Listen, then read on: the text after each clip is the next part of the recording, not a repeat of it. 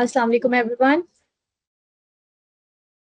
I hope I am audible to all of you. This is Dr. Mavish Raza, Clinical Trial Manager at IBBPS, Delhi University of Health Sciences. In our today's session, it's our privilege to welcome Dr. Syed Munawar Ali, Associate Director and Head of Clinical Operations, IQVIA Pakistan, as our distinct speaker for today's seminar. He is Associate Director and Head of Clinical Operation IQVIA Pakistan from past 6 years. He had been associated with PNGR and Metrics Research. He has 21 years of experience in clinical research. With his deep expertise in clinical research operation and strategic leadership, he brings valuable insight into advancing clinical research in Pakistan and aligning local practices with global standards. We are honored to have him share his knowledge and experience with us today. Please join us in extending welcome to Dr. Syed Munawar Ali Sahab. Sir, I will request you to share your presentation. Otherwise, I'll have it back on my backup. I'll request all of the audience to please mute yourself during the session. After the session, you can ask your questions and you can unmute yourself. Thank you.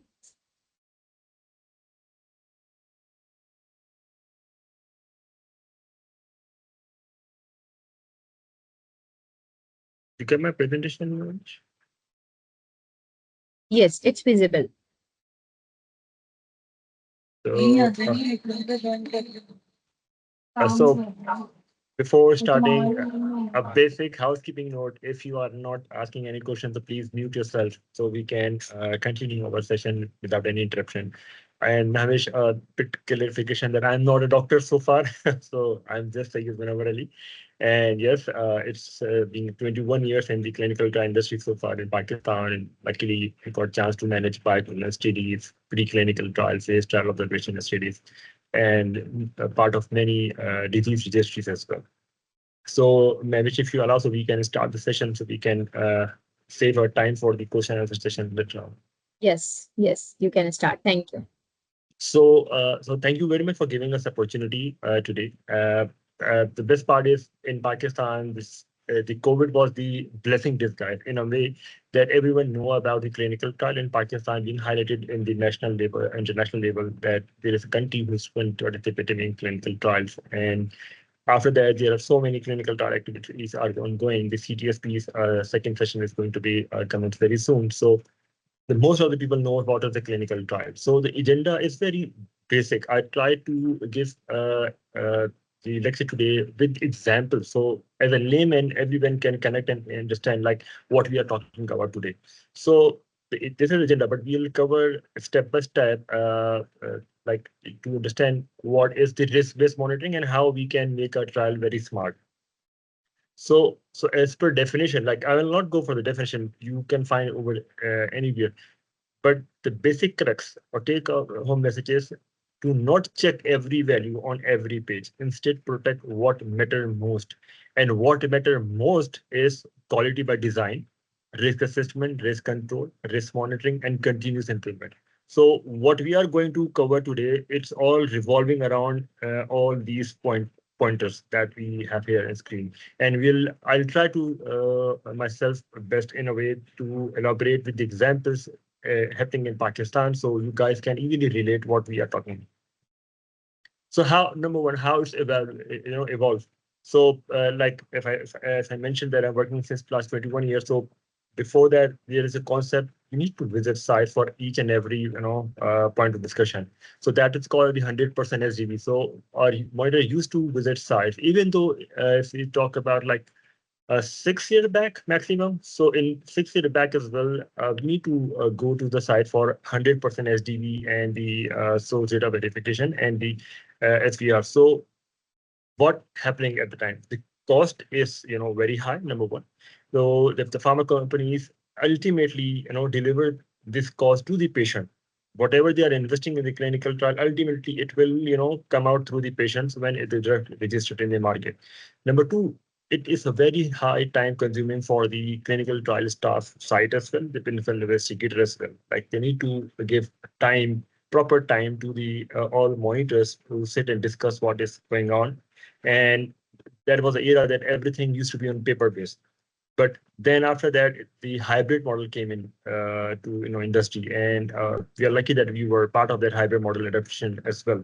So we used to have clinical trial guideline before the project starts. So at the time of the project initiation, we have a proper guideline like what is going to be reviewed on site and what we can manage through remote monitoring or through database. After that, the risk-based model came. And what is the risk-based that we will cover today, step by step, but just for you giving a crux. So once the risk-based came, so risk-based is evolving with the help of the AIs. The electronic data capturing is in place. So you will get the alerts, alarms, so that will help you out to trigger the monitoring visit, or you can give the specific time on the specific site once the AI or the database dashboard giving you alarm. Then it becomes a centralized monitoring. So recently, IQVIA was following the centralized monitoring policy, and the centralized monitoring means we have a regional monitor who are taking care of all sites with the help of the AI and the dashboards. And under them, we have the local site-based monitor as well. So our monitor do not go for the every single page. We have before every monitoring plan, we have a specific site pack, and the site pack gives us the uh, ratio, what percentage we need to cover from where. And even though nowadays the information coming with the detail, you just go to the specific file of the patient, a specific visit of the patient. So, and all of these managed by the central monitors. So central monitor have access of global site network, so they can access any site. I'll show how it is, working, and how it's, very much positive in clinical industry when it comes into the centralized monitoring technique. Then, as you know, now we are using the electronic ETMF system, electronic sales data management, even though we are adopting the EISF as well. So everything going to be, virtual very soon. And the last for which many companies are working is an AI-driven, approach. Recently, you came to know that IQVIA merged, having an agreement with the world largest AI company. And after that, we are working on different modules or the projects that will help us in the monitoring and clinical trial overall process as well. So this is the basic principle of ICH V63. So we all know actually the quality by design, critical quality factor, risk management, production over, proportionate oversight, and fit for the purpose of the monitoring. But how it work and how we identify the risk and quality driven, and how to mitigate the risk and all. Let me discuss in my couple of slides. So number one, the critical to quality, the CTQ factor. Number one priority is patient safety. Everyone working for the patient safety. The IRBs, the National Bioethics Committee, DRAB, investigator, sponsor, everyone. But the first priority come on the investigator because they are the one who was dealing with the patients directly. Then study coordinator and the study staff, and ultimately sponsors also responsible for the patient safety while designing the protocol and all. Second is informed consent process. This is the very main and big issue. Specifically, I request to all sites who are involving in the vaccines trials here. You guys, enrolling massive number of patients. So at the time, we found that somewhere the informed consent process may be compromised. That's not supposed to be. So the informed consent process should be, very appropriate. The subject or volunteer or participant should know what is going to be, because the ultimately risk in two ways. Number one, the patient safety may be compromised, or this the study quality. How the study quality means at once the patient might become having take the first dose, and after that he decided like I'm quit. I am not satisfied with the process, and I'm not, informed or told by anyone that much blood draw is involved, that much, frequent visits are involved. It is, impacting my office job, routine job, and hassle for me. So I'm not able to part anymore, and it is his right. So all the responsibility comes on the principal investigator or the study coordinator who is dedicated for this purpose. I request you, please discuss informed consent in detail. Everything starts from here, actually. Second is the eligibility. Once you discuss informed consent in detail, you found the eligibility criteria very easy for you. Sometimes there are some points that is not, covering by the study coordinator or investigator during the eligibility check. But once you're discussing the informed consent, some more information come to you, and that might give you a high alert or trigger that this is come under the exclusion criteria or the inclusion criteria, whatever. But you may decide. So eligibility is also directly linked with the informed consent. The primary endpoints, definitely. You must discuss the primary endpoint with the patient. Also, the investigator and the site staff should take the ownership. Like they must be ensured that how they ensure the primary endpoints are. The drug accountability, protocol compliance, data integrity, and safety reporting. This is, if you see that the color is different, why? The last row, this is that what we can control by the AI system. Now we have the electronic EDC system, the drug dispensing system, everything. So you can verify very easily. There is lots of checks there you can easily catch. How you catch, I'll show you in next slide. So number one, this is the continuous cycle. This has not happened only one. And it starts from the protocol, designing. Once you composing or drafting the protocol, the risk assessment system come at the time, like how much SDB required, SDR required, where we are going to apply this protocol. Like it depends on the country as well. If the protocol is, applicable only USA or Europe countries, different, might be the requirement be different. But it comes to the Pakistan, Indonesia, China, South Korea, Sudan, Middle East. So this is very country to country. So this is very important. Who are you targeting? If you're targeting Asia or Europe or USA, so the risk mitigation plan starts from there. Then keep analysis, like how analysis. So like what usually CRO does, the CRO have their database. If I take example of the IQVIA, so we have a database, whatever trials we are conducting so far in Pakistan, mashallah, we completed alhamdulillah 23 trials. So within the 23 trials, each and every incident, reporting timelines, everything has been recorded in the database. And this database is linked with the artificial intelligence. Whenever our BT team got the opportunity for a country, so they will run the analysis first, like what kind of issues they have faced in Pakistan, and what are the mitigation plan like 𝐃𝐚𝐭𝐞, and what will the outcome and result. So this is linked with AI, Third, evaluate. Continuous evaluate. This is the continuous process, as I mentioned, that you need to evaluate before this protocol, initiation, then site activation, that site when the steady process is ongoing, and after the completion. So then you keep evaluating yourself, like what is missing, how to cope up, because the AI or the data that you enter, it is not, for everything. You may come up with new incidents, with new, information, and you never know like what kind of incidents is about to come.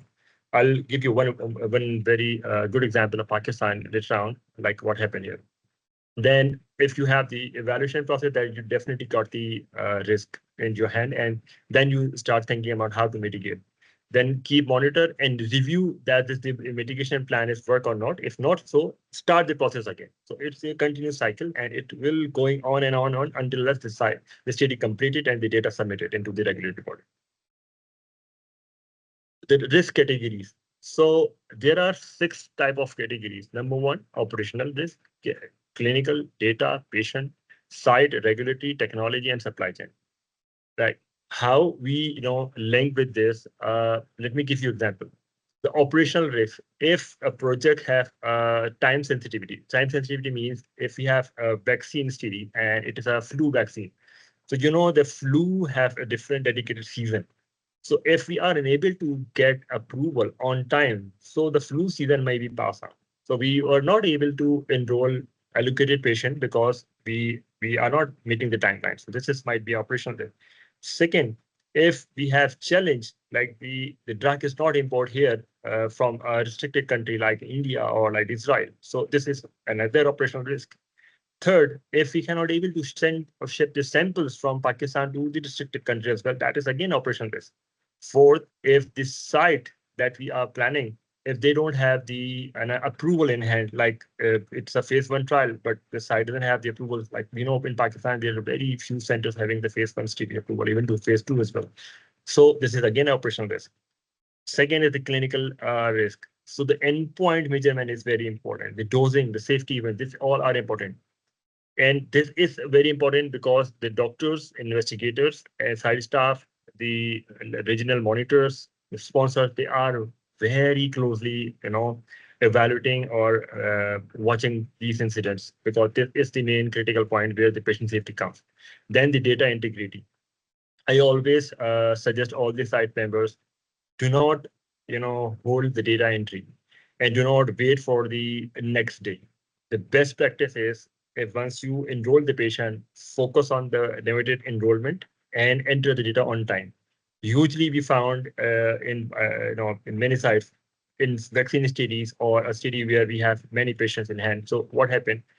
We try to enroll maximum patient, and every patient have a complete set of the data information that need to be entered into database. So what happened? You call patient on Monday, Tuesday, Wednesday, and you have massive pipeline of as well. So how you manage the data on time of 10 patient on Monday, 10, 20, 10 Tuesday, 10 Wednesday, all 30 patient data impossible to enter correctly or properly, that is required by the EDC. So focus on the quality, not the quantity. This is our request. And once you are entering data, be carefully mark all the parameters that is mentioned in your source notes and the EDC that should be matched. Otherwise, this will be a big query at the time of audit and all. Patients safety, as we mentioned, that the eligibility and consent is the most important criteria. So this will remain with all the risk mitigation plan. The site, we also talk about the site capabilities. And as I mentioned at the data entry point, the site must have the capability. If the site has only 2 study coordinator and they have a very good huge patient pool and they enroll, let's suppose 30, 40 patients. So how 2 study coordinator managing the data entry of ongoing visits, evaluating the new subjects that is in pipeline, and also giving a time to the sponsor or the CRO who are coming for the monitoring, for the rectification and all. That there are so many trainings in pipeline as well. There are so many lab reports are coming that you need to be verify and discuss with the principal investigator. So the site capability is most important thing. This is one of the biggest lesson that I have learned so far, that do not adopt that side, that their PI is not taking the ownership, number one. The study coordinator doesn't have the understanding that the disease correlate with the incidence or not. This is big disaster for us. So it's a big lesson. Again, the regulatory compliance and reporting, this is one of the main important, as I'm giving example of the influenza vaccine, if we have, cross the timeline. So the approval is not fulfill the purpose and no use actually. Again, this technology now, Alhamdulillah, in Pakistan, every site have fully equipped with the technology. At the time, it's a time where the hospital don't have the laptops or the computers with them. Then they don't have the proper internet devices. Now the sites, I believe, having a very good internet technology, the electricity backup, and the good laptop that can easily manage the database softwares. And the most important is the supply chain. So from the current area, the IP is the temperature sensitive. The samples that we are exporting also are time sensitive, not only temperature but time sensitive as well. So we need to ensure the supply chain. If we are taking a site, like suppose in Quetta or somewhere else where we are having flight issues, that we cannot ship export samples on daily basis. So the site even have the capability to run a clinical trial. They have approval. They have a dedicated team. Everything is there. Patient pool is there, but the supply chain process is not, able to manage. So this is not good for us. What is the risk indicators? So enrollment rate, as I mentioned in my previous slide, if you are enrolling maximum patient, if you see the graph like plan versus actual, so our the plan is like very high, but in actual we are under the radar. Or in reverse, sometime we found that we plan actually like 10, but we enroll 20. We plan 100, we enroll 200. This is also a risk indicator because we need to focus on the quality as well. Enrollment rate linked with the screen failure rate as well. So this is again the second request. When the site try to enroll maximum patient, they are not focusing on the patient selection. the inclusion criteria before enrolling the patient in the screening phase. The number of screen failure that you are committing here, that is also recording in the database. And next time, your site might be called out that the site having a maximum screen failure rate. So that will be a big issue. Similarly, the protocol deviation. So the protocol deviation also recorded in the systems, in the monitoring reports and all. This will also give you a hard time for the selection of the next stage. The serious adverse event, this is okay. We need to record and report the serious adverse event properly on time. This is the main point. Missing data, this is a big issue that we need to control by any means. Data integrity and data delivery, this is also very important. The query rate, when the query arose because we are missing some data sometime, we are deviating from the protocol, or we have a maximum number of serious adverse events that do not supposed to be. So there is a reason behind it. The reason might be we are not onboarding a correct or right patient, or the investigator might be not able to evaluate properly, or the patient is not following your instruction. Anything could be happening. Visit compliance, this is very important.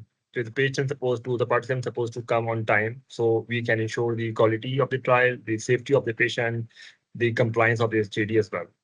The consent errors, as I mentioned in my previous slides, that the consent is very important. Sometimes we came to know that the patient withdraw because he was not told properly that he need to go through with all the process. The number of blood tests is involved, the number of biopsy involved. So this was one of the most important thing as well. Or the side effect, even like he might feel the vertigo, nausea and all. He must know about that, what might be happening with him if he is taking the active drug. And then temperature accession. This is one of the big reason as well. The sites are not qualified for the second round or the second STD or second protocol because they have a incident in previous STD at the temperature accession. So this is that we need to be closely monitored. We need to install alarm system that's supposed to connect with your mobile phones or your IT department. So quickly, promptly, action supposed to be taken. Shift the medicine to the backup fridge and all. So this is one of the main point. This is how centralized monitoring works. Let's suppose we have 8 sites, site number 1, 2, 3, 4, 8.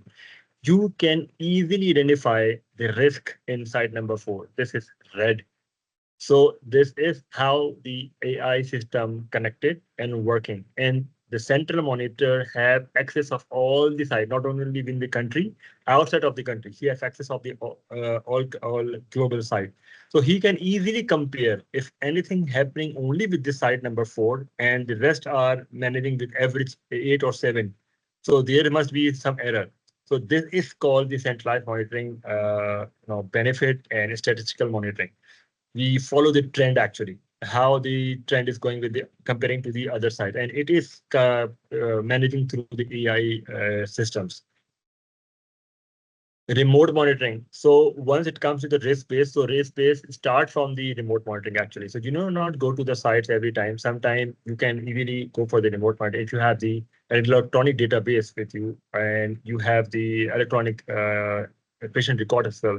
So most of the sites in developed countries, they are following the remote monitoring concept. They are not going to the site in physical, in person. They're just monitoring the SDV and SDR through electronic media. Similarly, the eSource, eCRF is adopted in Pakistan. Now, as I mentioned, we are also adopting the EISF as well. So for these investigative site file, even we do not go to the site, we have access of the investigative site file. We can easily check electronically, and if there's anything, so we'll clear the alert over there or onboard the study coordinator to fix this out. We have the video monitoring facility as well. So far not adopting in Pakistan. The draft is not approving such monitoring techniques so far here, but yes, in other countries, the video monitoring facilities also acceptable. Electronic consent form, we have a witness in the COVID when we were dealing with the trial in COVID, is a COVID treatment trial, and the patient was confined in the ICU, but we need to have their informed consent. So we were using a gadget. It's like a tablet, and it has a pen. So patient review the consent form in a tablet and sign. And that tablet contain within the ward. The tablet do not need to come out from the ward. once he signed the consent, so the data electronically shipped into the database. So we manage in a way, and nowadays it's a very common. And obviously, cloud system is not a new technology, but it is advancing day by day, and we have a huge space in cloud. So depending on the on-site monitor servers, we following the cloud-based systems. So on-site monitoring it's also compulsory when we have a high-risk sites, when we have a alert on site, when we have some 𝐃𝐴 and we need to verify the 𝐃𝐴 is implemented properly or not. The investigational product issue, as I mentioned, sometimes we have facing the storage issues. We have the accountability issue as well. So we need to visit sites and fix this issue with the discussion with the investigator and the help of the study coordinator, because the investigator coordinator most of the time directly linked with the pharmacist linked with the subject or participant, so he may understand better than us, like what is the issue, how to justify the quantity and submit to the TRAP and the regulatory body.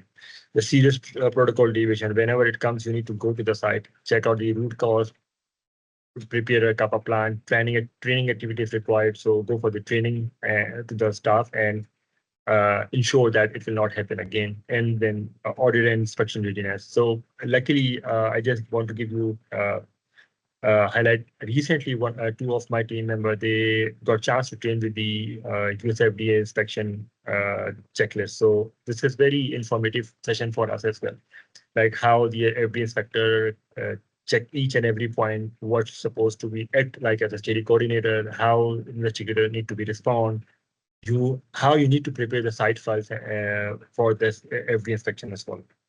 So this is the very important point. And so far we have successfully passed 11 third-party audits. And the best part is, thanks to our all sites, we have less than 1% major critical finding. This is a very big achievement for Pakistan. That is why we are appreciating by the sponsors and the regional team. How the technology is supporting the RBM model. So we discussed in previous slide that the e-source, if you have the EMR system, we can adopt the ECRF as well. This is very common. The EDCs, obviously, we all are using RDMS system, ePro variable. The variable is a new item actually. So in Europe and US, so the patients can carry the gadgets. Sometimes like a watch, it's like a halter device. So this is also reporting patients lively, like 24/7. You can monitor the patient's heartbeats and other vital signs, or if you have having the halter device, so you can monitor the heartbeat properly and all. So the variables are coming, and the device trials and the trials associated with the variables are ongoing. AI, as I mentioned, the AI is taking care of everything. So we have a simulation system as well here with the collaboration of NVIDIA.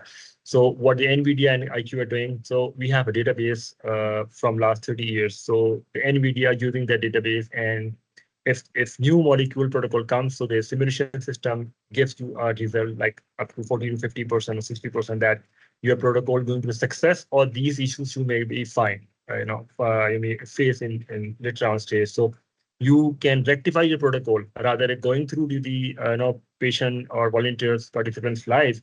You can easily rectify your protocols with the help of the previous database and the examples. And machine learning is one of the part we are using the electronic gadgets. One example that I want to quote here, one of the study, they provided us the electronic pen. So the electronic pen directly transform the data that the doctor prescribing or making the source node, that the live data is transforming into the EDC system. So the electronic pen are now in the clinical industry. The risk-based dashboards, this is very common for our project management team and the centralized monitoring team. They are using this risk-based dashboard that is linked with the RBQM platforms, and they both are working together to analysis. As I mentioned in my previous slide, you can easily run the statistical analysis, compare your site or your country site with the other site, and you can compare if one side having many deviations as compared to other sites, which means something happening wrong in the site, not in the protocol or not in the study. And the validator system. The system need to be validated again and again. The calibration process is ongoing. So the role of artificial intelligence, this is kind of repetition that we already discussed previously. So it helps us in the analysis, risk predictions, site performance forecasting, automatic alert system is here, patient safety signals are there, and we can easily detect the fraud and abnormality as well. Like if we have a range of certain vital signs of oncology study in all other sites, while in one site or two sites we found something abnormal. This does not match with the other sites, so there's a chance of fraud data. Sometime in big vaccine study or sometime big patient population study, we identify the same vitals, the same lab ranges of two sites participants. So that is a big question mark. The participant might be participating in two sites for vaccine study. So this is one of the catch as well that we found during the studies with the help of AI.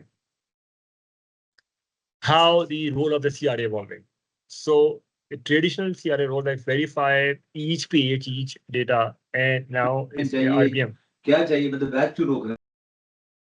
now the RBM models came. So once RBM adapted, so the central monitor support, the central monitor design the technique and the area what you need to be monitored at a specific time. So it will help at the time of the costing as well, and also save the time of the investigator inside, so they can focus on the patient safety and other activities as well.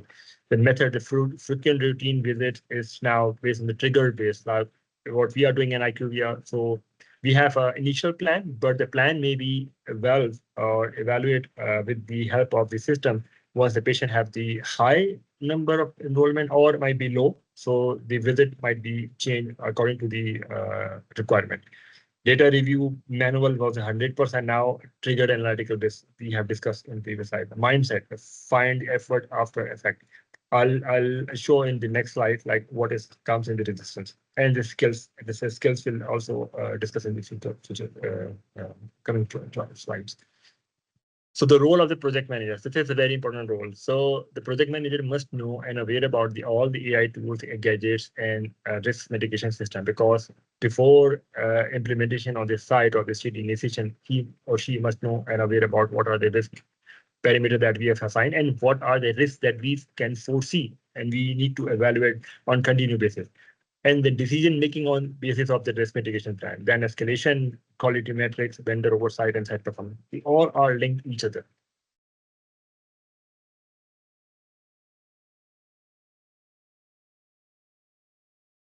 Munawar Saab, your video and audio is halt. I'll request all of the audience to please stay with us. There might be some technology issues. You can drop your questions in chat box. Let's wait for 2 minutes. We will reinitiate the session.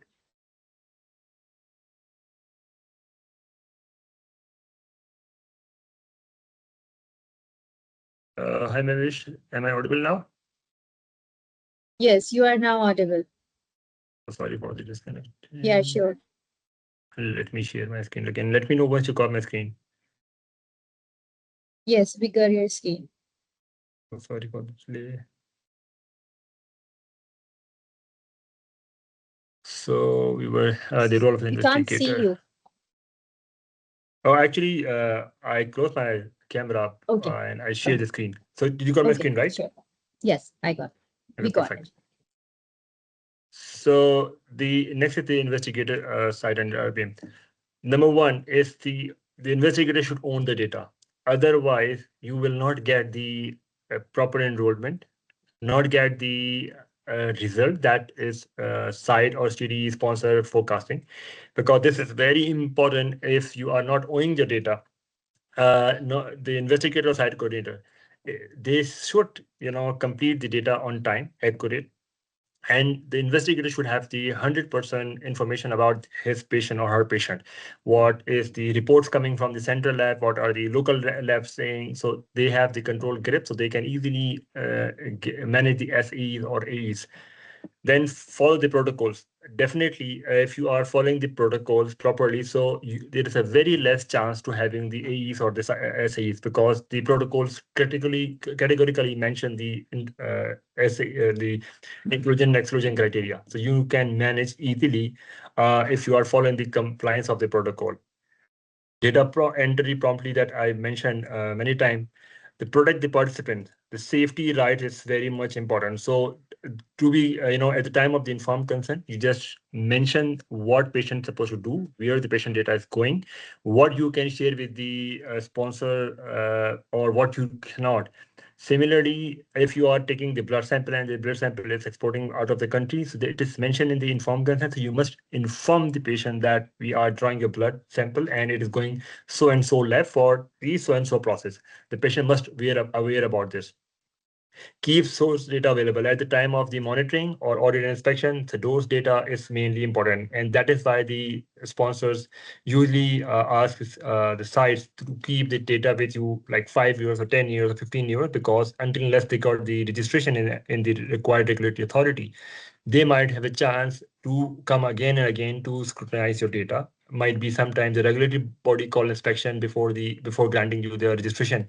They might call the inspection of the site and they want to see the data, because the other registered molecules don't have such SEs, number of reporting, that you are not reporting. So it means your drug is really safe or you are not under reporting the data. So the regulatory body may inspect anytime. So you must have the record available with you. And lastly, the sponsor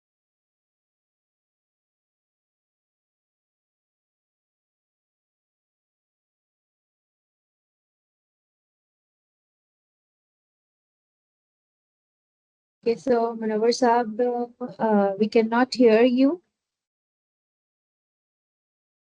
I guess there is again a problem. Yeah, now we can see your screen. hello, am I audible? Yes, you are audible now. Oh, so sorry. So as I mentioned, that the respond to the signals, this is very important. Once you have the dashboards and you are having the central lab report access, so the central lab giving you alert as well, that if the patient's lab range is going high or increase or decrease, whatever the patient condition according to the protocol, you will get the signals from the central monitor, the quality data managers as well, the medical monitors, and the lab as well. So keep eyes on these signals. The sponsor responsibility. This is also very important. The quality management plan should be established before the protocol, inception or the study initiation. Otherwise, you cannot adopt the quality plan on spot or once the incidents happen. So you must have aware of the what could be a possibility and how to mitigate. Identify the critical factors that we discussed previously, the operational risk, the site risk, the investigator risk, that is supposed to be identified in your quality plan as well. The tolerance limit as well. If the sites commit the mistake again and again, so you must set your limit. If you are doing again and again, so you can stop the site and you can, hold this patient activities, and you may shift the patient to the other site as well, or the site may be terminated at once. Fit for the purpose monitoring. This is, we discussed, like if you have a trigger by the central monitor, so you can go to the site and you can monitor the specific area or specific patient file that is being targeted by the central monitor. Oversight of the delegated parties. This is one of the important things. So how to oversight? As I mentioned, that as a CRO, we need to manage the different vendor. The lab is taken care by the CRO sometimes, the supply chain managed by the CROs, and the sites payments are also managed by the CRO. So we are facilitating the sponsor, but the sponsors supposed to be oversight are all the activities. So we are not, following the not following the proper process or the services that we have already agreed. And the review and adapt. This is the continuous process as we mentioned. Benefit of the dispatch monitoring. So we have the stronger patient safety, because the safety is not only monitored by within the country, the central monitor, central team, and sponsor having the access of the database as well, so they can easily mitigate. The higher data quality, because now everything is entered in the database, so we have the record and we can tally the records to each other very easily. The EISF can tally by the availability of the monitors or the investigator. So we can easily mix and match the dots what are entering in the different models and the different set of the database. Lower the monitoring cost, as I mentioned, that if we have a high monitoring cost, definitely it will definitely pass on later on to these patients ultimately. The faster trial delivery, this is the one benefit, the biggest benefit, better compliance, inspection readiness, and smart resource use. So if you see the last four points, you will easily connect what we have discussed so far. So if we are following all these activities, so these can easily, manageable with the help of the AI adaptation or the risk-based monitoring plan. This is the challenges that we that I mentioned in previous slide.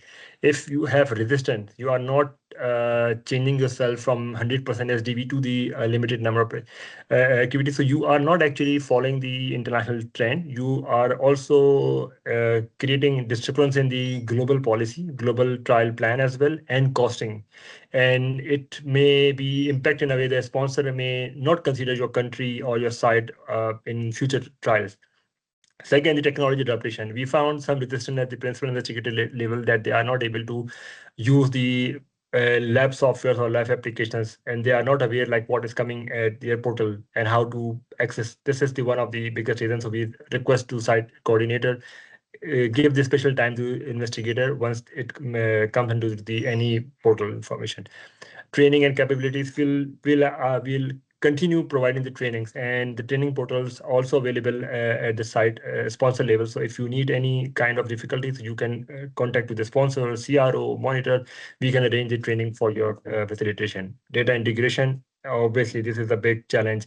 If you are not able to enter data on time or not fulfilling the data requirements, so your site data is not qualified for the final results and all. Cybersecurity privacy, this is one of the major issue because now the sponsors are very much choosy and picky. Like they focus on the privacy and the information because there is there is a competition on always going on, so they don't want to disclose the information, so they rather prefer for the electronic database systems and all, so they can control the data and all.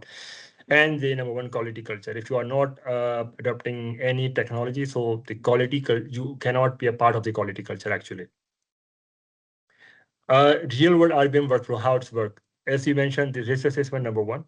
Site selection is very important. If the site is not capable, investigator and the study coordinators are not aware about the electronically database system that we are using. So this is there is a very high chance that we may face a problem at the time of data entry or follow-up visits and all. The initial monitoring plan, it is directly linked with the data that the site enter. If you enter the data on time, automatically it triggers to the monitor site, and monitor will get the alert for the monitoring plan, and then we'll plan the monitoring activities and we'll visit the site. The central monitor is also checking the data. So why we focus on the data entry on time? Because if let's suppose a trial is going on to the multi-country trial, multi-center trial, and if a site enter data on time on the coming week, and let's suppose a one site in Pakistan entering data next week, but the report a person generating on this week, the report will not match with the other countries, and it shows some kind of wrong error. The wrong error means the patient is enrolled, but there is no data.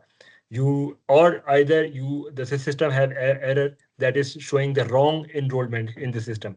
So sometimes the sponsor and the project manager used to contact the site monitor and ask them that the system shows the patient enrolled, but once we are running the report, the reports is not matching with the other site's enrollment category or the required number set of data that should be there. It is not available.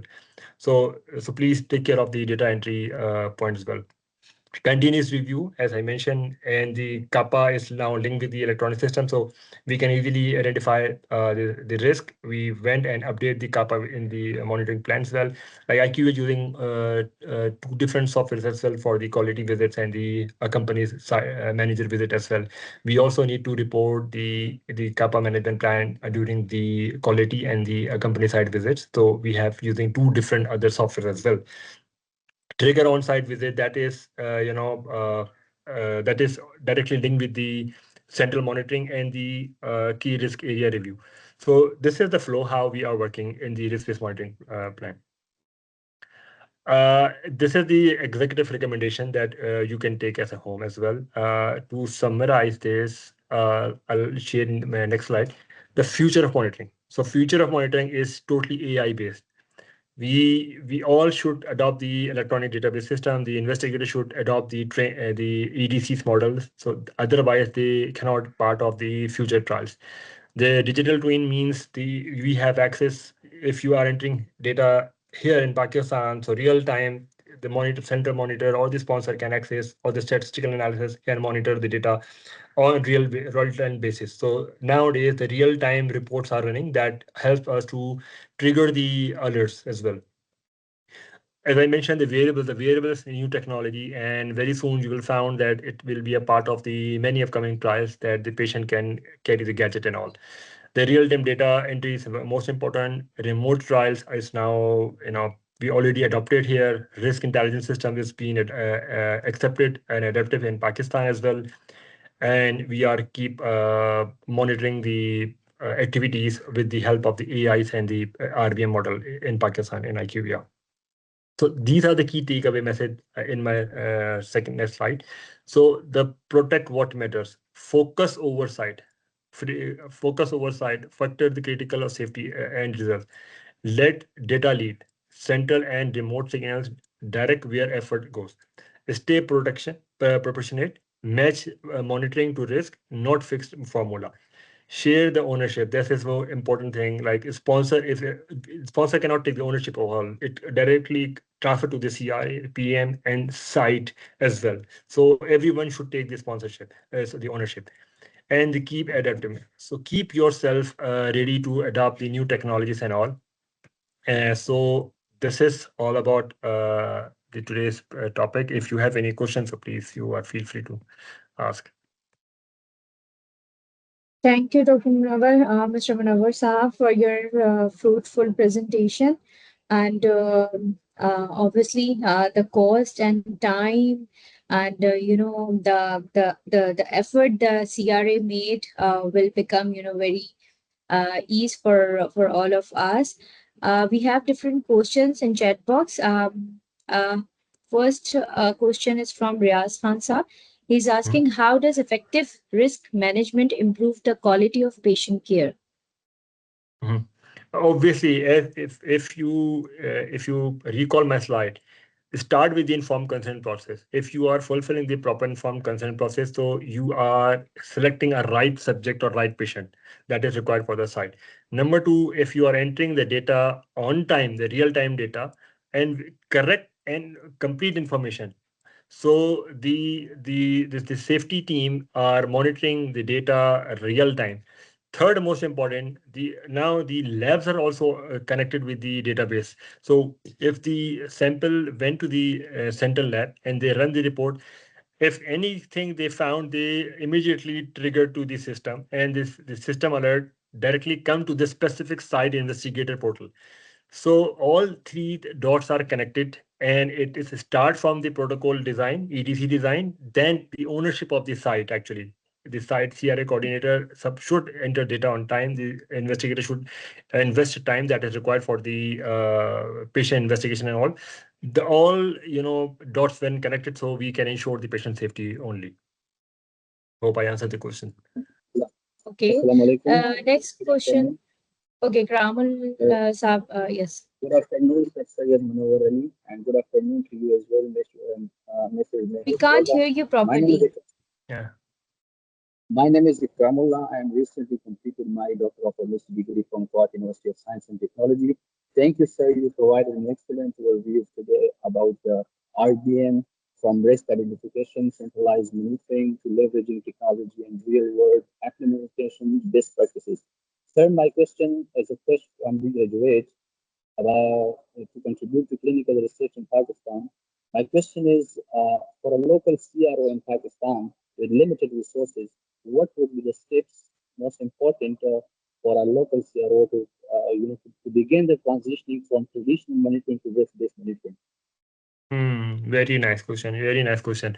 Vikram, thank you very much. Actually, ultimately, they need to go for the adaptation of the electronic tools, because if you are not adopting the electronic tools, so you are not following the international standard. Like as we mentioned in the very beginning of the slide, it is now part of the latest E6R3 guideline as well.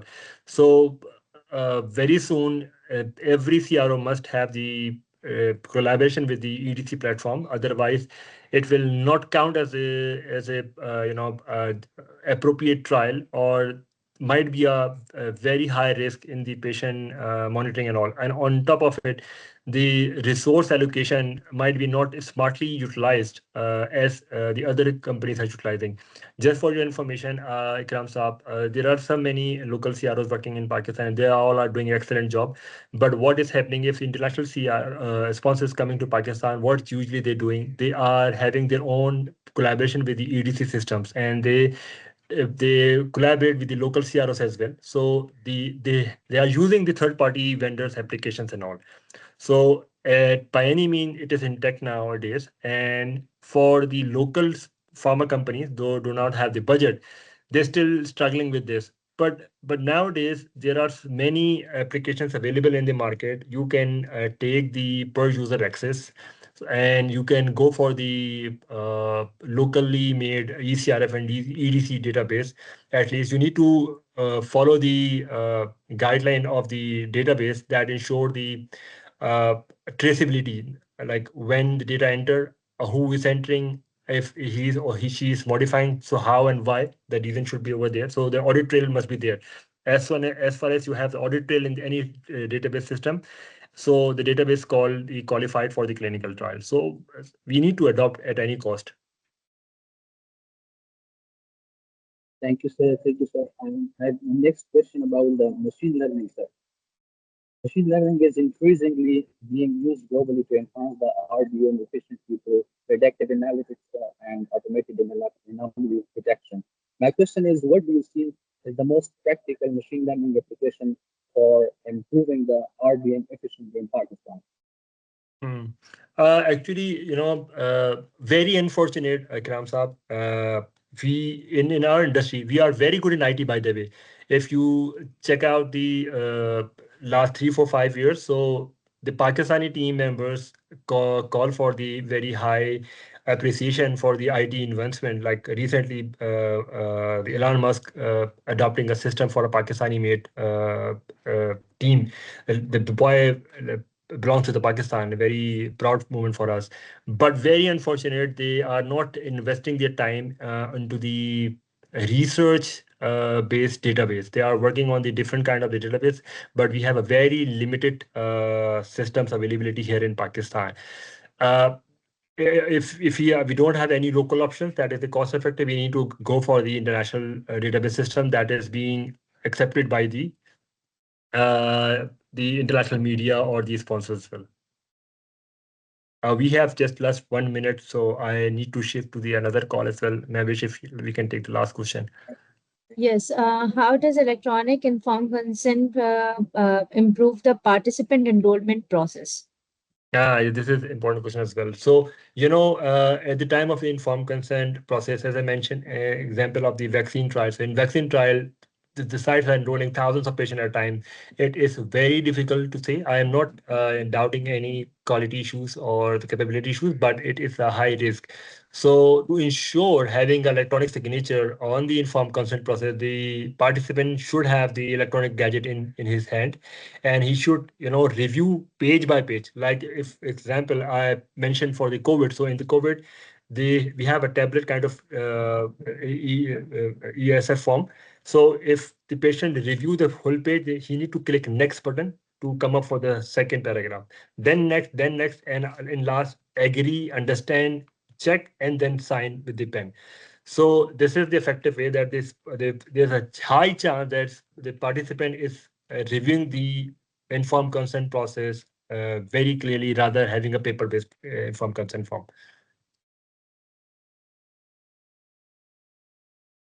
Thank you so much, Munawar Saab, for your time to deliver this fruitful session. And I hope everyone has enjoyed this session. For other questions that has been posted on chat, I'll separately ask from Munawar Saab and will respond to you. I'll Sure. request to the audience to please post your questions on IBBPS email ID so we can get the answer from Munawar Saab and get back to you.